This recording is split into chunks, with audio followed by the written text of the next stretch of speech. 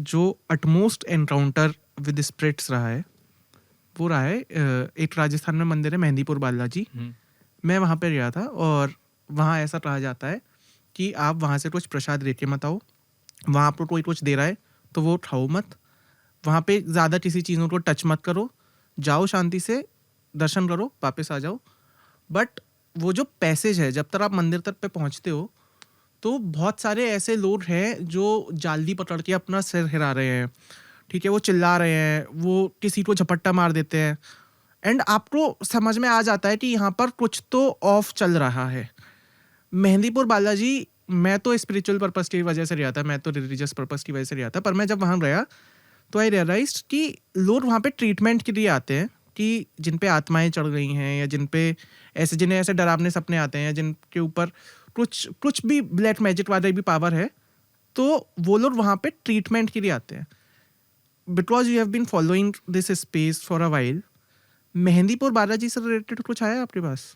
यार बहुत सारी आई हैं, बहुत सारी हैं। इनफैक्ट इंडिया में सिर्फ मेहंदीपुर बालाजी नहीं है, ऐसे बहुत सारे अलग अलग मंदिर हैं अलग अलग जगहों पर जहाँ पे आपको ऐसे लोग मिलेंगे जो जालियों से सर मार रहे हैं, जो बहुत ही अजब गजब करतब कर रहे हैं, चेनों से बंधे हुए हैं और चीख रहे हैं, चिल्ला रहे हैं। ये अलग अलग जगह में इंडिया में मिल जाएंगे। मेहंदीपुर बालाजी फेमस इतना ज़्यादा इसलिए है कि शायद इतना ज़्यादा जनता वहाँ नॉर्मल जनता है जो जाती है। yeah. ये सब मतलब हनुमान जी का हनुमान जी को आशीर्वाद लेने के लिए हाँ. इसलिए मेहंदीपुर बालाजी शायद इतना ज़्यादा बड़ा मंदिर और इतना ज़्यादा फेमस हो गया है। इन कॉमन कल्चर वो आ गया है। ऐसी मतलब इतनी सारी कहानियां हैं कि उसमें से एक पिक करना बड़ा मुश्किल हो जाएगा, लेकिन एक कहानी ऐसी है जो मैंने अभी रिसेंटली अपने ही पॉडकास्ट में अपने एक गेस्ट से सुनी और उफ, वो मेरे तो रोंगटे खड़े हो गए उस कहानी को सुन के। तो दिल्ली में एक, आई थिंक जयपुर की बात है, सॉरी जयपुर में नए लोग शिफ्ट हुए थे। अच्छा. एक फ्लैट में और उन मतलब एक हस्बैंड थे और एक हस्बैंड वाइफ का कपल था, मिडिल एज्ड होंगे एंड बगल में जो रहते थे अब वो दोनों, उन्होंने कहा कि नए नेबर्स हैं, चलो इनसे थोड़ा मीट एंड ग्रीट करते हैं।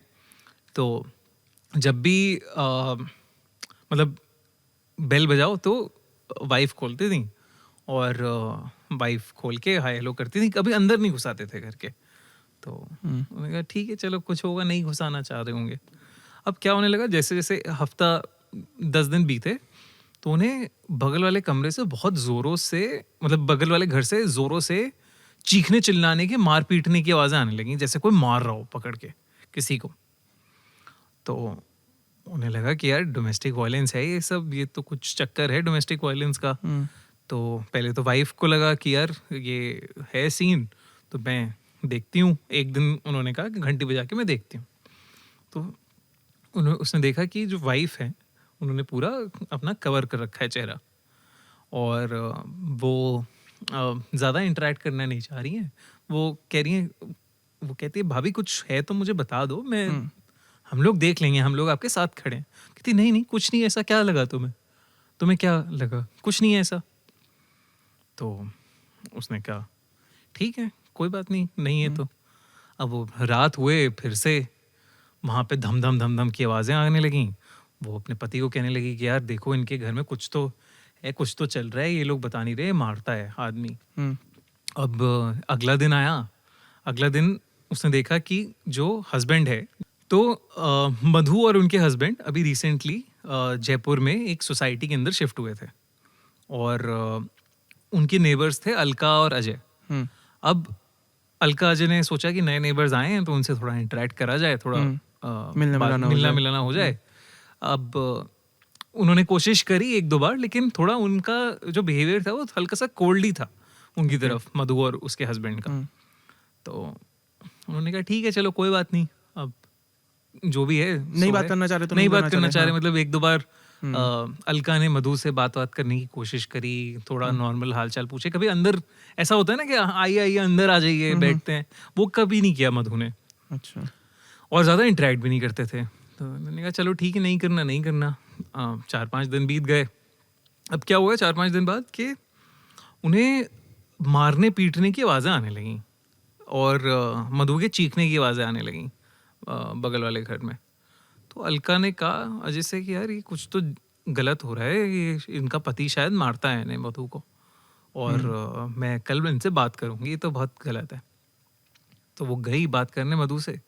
मधु ने पूरा चेहरा उसका कवर्ड था।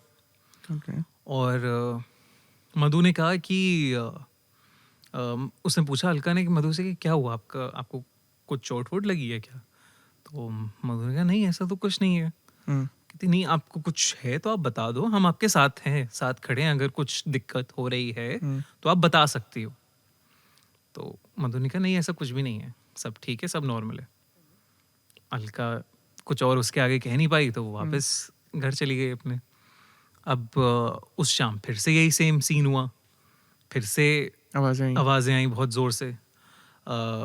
उनने उसको लगा, उसने अजय से कहा यार देखो पक्का कुछ है, ये पति इसका बहुत मारता है मधु को, हमें पुलिस को बुलाना चाहिए, पुलिस को रिपोर्ट लिखवानी चाहिए।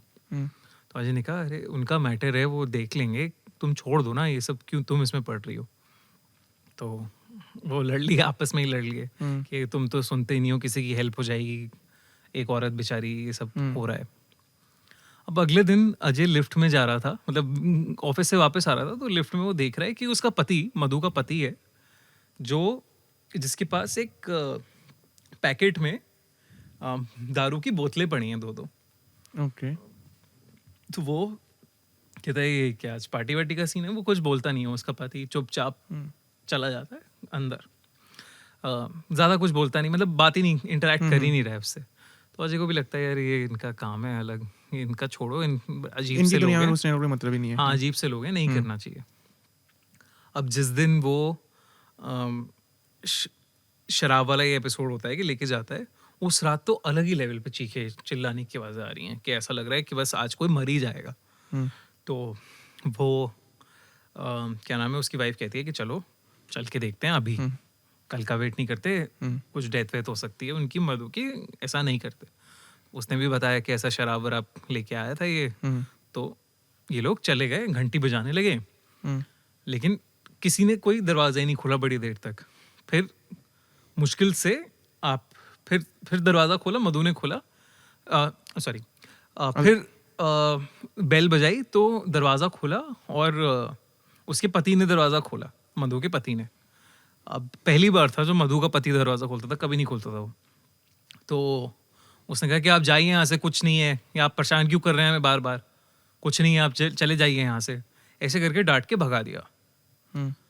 अब क्या हुआ कि इन लोगों को लगा कि यार पुलिस को रिपोर्ट करना चाहिए।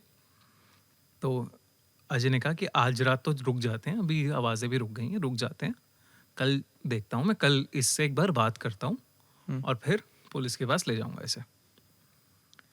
अब जब और इसने भी कहा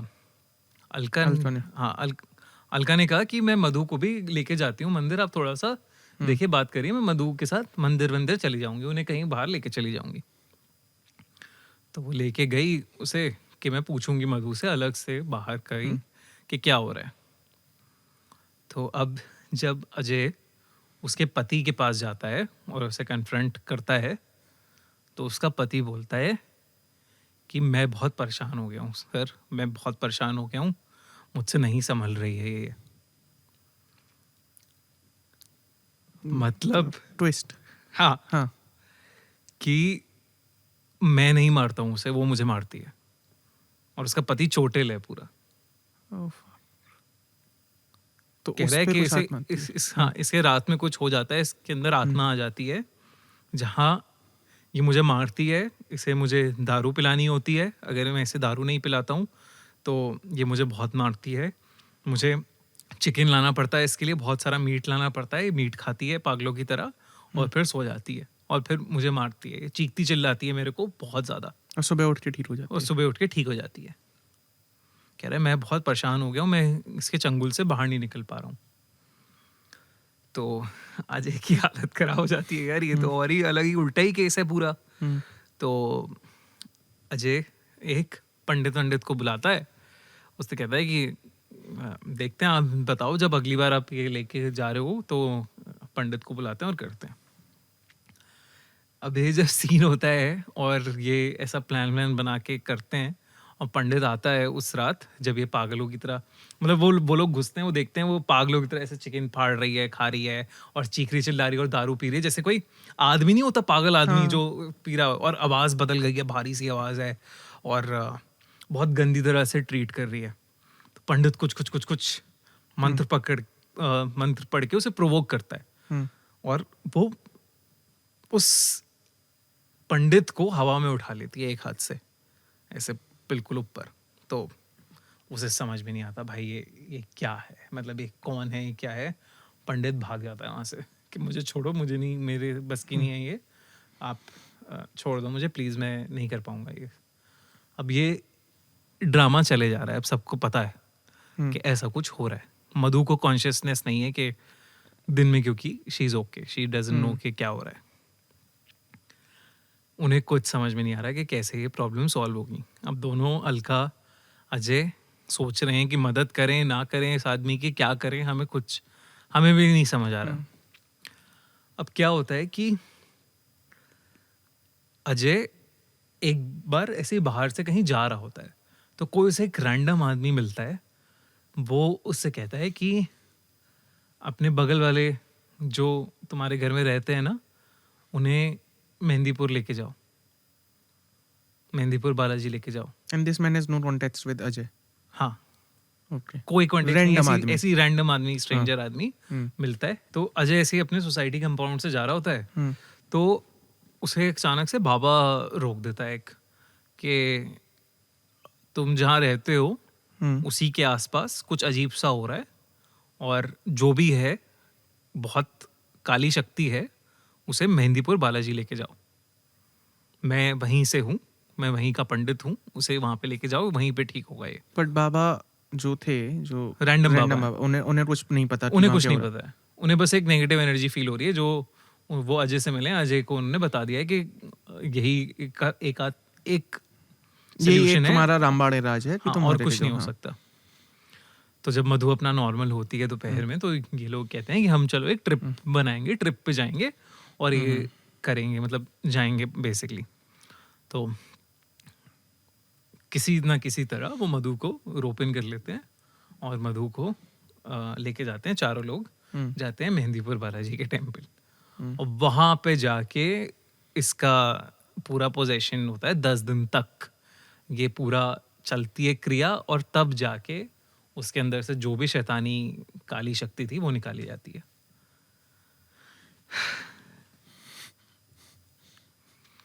वो ये भी बताते हैं, आई थिंक ये भी था उसमें, कि जो पुजारी थे उन्होंने बताया था कि तुम्हारा बच्चा नहीं हो रहा था, अच्छा। तो उस टाइम पे तुमने कुछ विद्या, एक कोई पूजा कराई थी जो उल्टी पड़ गई।